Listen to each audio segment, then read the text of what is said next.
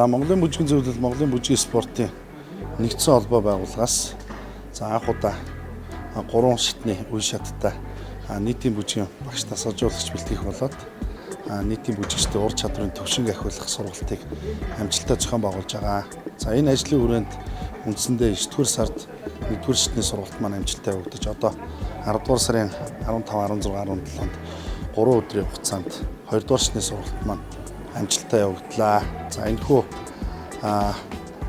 сургалтанд манай хөдөө орон нутгийн багш нар болоод солин төвийн бүжгийн багш нар, за тэгээд мөн одоо Улаанбаатар хотын дүүргүүдийн бүжгийн клубүүдийн багш нар, мөн одоо дүүргүүдийн сонирхогч бүжигчид маань амжилттай хамрагдлаа.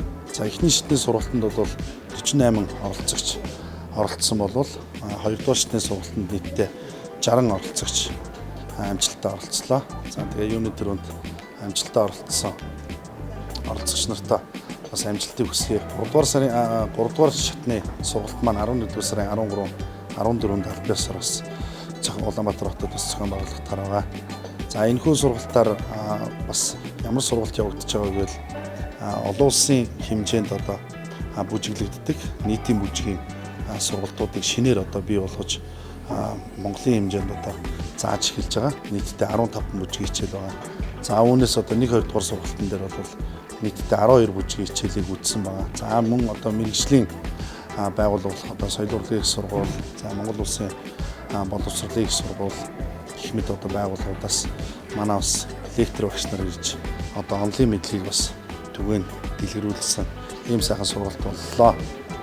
За тэгээд цаашдаа бидний зорилго юу вэ гэхээр энэхүү шинэ бүжгүүдийг бас зааж сургаж техникүүдийг бас энэ бүжигчдийн багш нарт эзэмшүүлж за түүгээрээ нөгөө манай одоо багш нар маань цаашаа суралцагч нартаа одоо түгээн дэлгэрүүлэх ийм одоо бас зорилготойгоор энэхүү сургалтыг зохион байгуулж байгаа.